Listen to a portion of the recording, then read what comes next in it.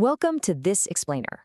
Today, we're tracing a really profound thread, one that connects our ancient Paleolithic ancestors all the way to our hyper-connected digital existence right now.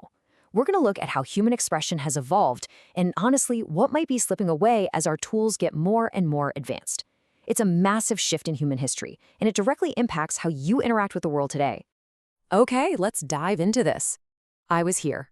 I was human. I know of a self and a future, and I care about that future. Now, this isn't from some modern philosopher or a tech manifesto. It represents a totally wordless, incredibly profound message left behind tens of thousands of years ago.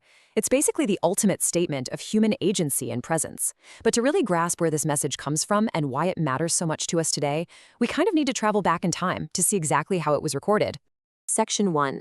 The Ancient Human Mark, the Physical Connection. So, deep in a valley in Argentina, there's a place called the Cueva de las Manos, the Cave of the Hands. And when you look at the walls inside this cave, you're just struck by this deep, visceral connection to the past. It's a place of pure reverence. And it wasn't painted with a brush, right? It was made with the body itself. What's completely staggering here is the sheer scale. Across different sections of this cave, there are nearly 900 of these negative hand stencils. Just imagine the effort.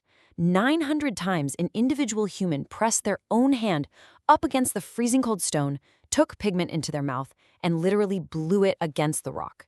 Every single one of these 900 prints is a distinct, undeniable marker of a clear humanity. And here is the number that really puts all of this into perspective: 40,000. These paintings are estimated to be anywhere from 10 to 40,000 years old. Now, we don't know exactly why the ancient tribes made them, or what specific rituals they represented. But think about this for a second. If you were to walk into that cave today, place your own hand against the wall, and spray it with that exact same ancient pigment, your handprint would look absolutely no different than theirs. Section 2. Fading of the hand, the disconnect between body and reality. You see, our bodies and our minds have remained practically identical to those Paleolithic ancestors. The hardware really hasn't changed, yet our daily realities are incomprehensibly different. As we've progressed through time and tech, our hands are required less and less to actually express ourselves and function in society.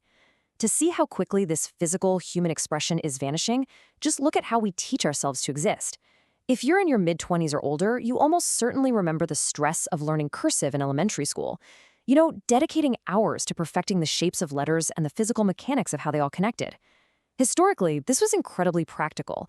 It was the most efficient way to prevent ink from blotting when using fountain pens. But by the year 2010, cursive was largely deemed completely obsolete in a world of typing and was just removed from educational standards. Let's move to and see how this builds across a timeline. 40,000 years ago, we have the immense physical effort of cave paintings. Fast forward to about 100 years ago, we have the highly disciplined physical art of cursive lettering. 30 years ago, we shifted to hand-typed pages. Still physical, sure, but mediated by a keyboard. And today, right at year 0 on our timeline, we've arrived at the age of AI-generated slop. With every single technological leap, the human hand is needed less, and it is seen less. Which brings us to Section 3, the AI decoy system, outsourcing the mind. Now things have suddenly gotten a lot more complicated. The real climax of this shift is that now even the human mind is starting to depart from the process. Just look at this staggering data point.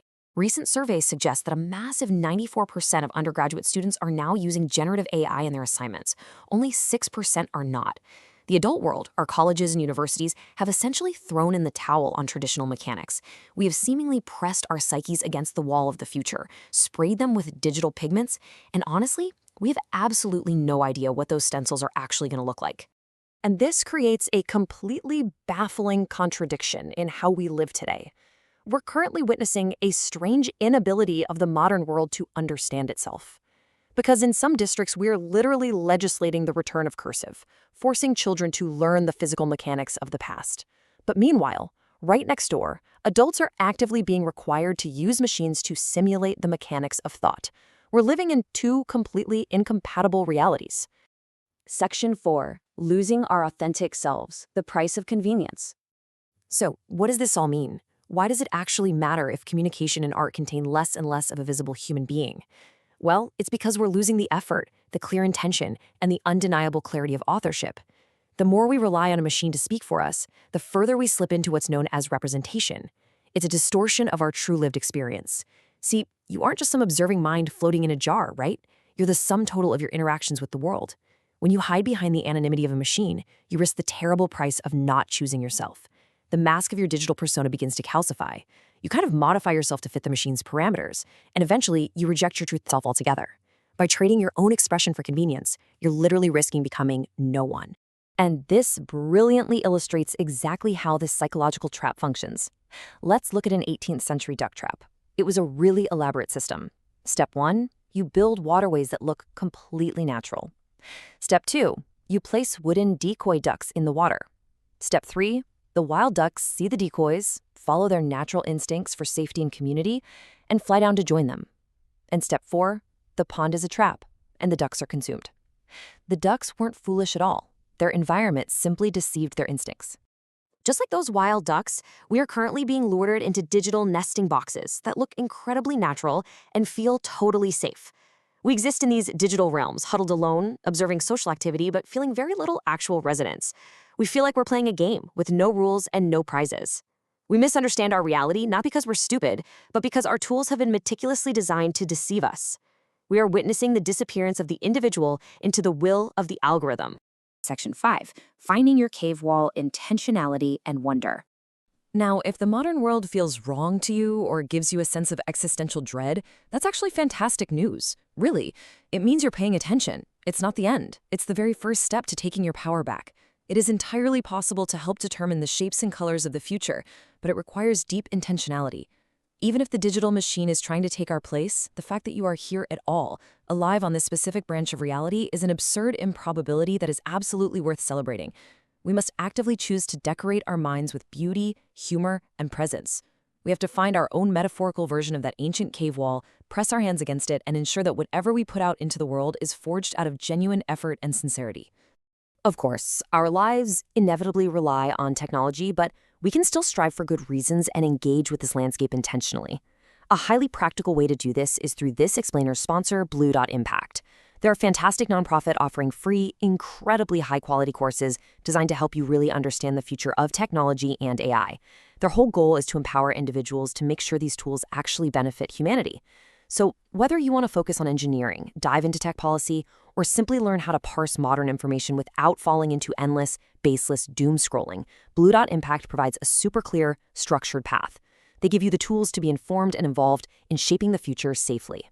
Which brings us to the most important question I want to leave you with today. We've seen the ancient handprints, we've seen the rise of the machine, and we've explored the very real danger of losing our authentic selves to the algorithm. You know the stakes now. So I ask you, what will your handprint look like on the wall of the future? Will it be an automated AI-generated blur?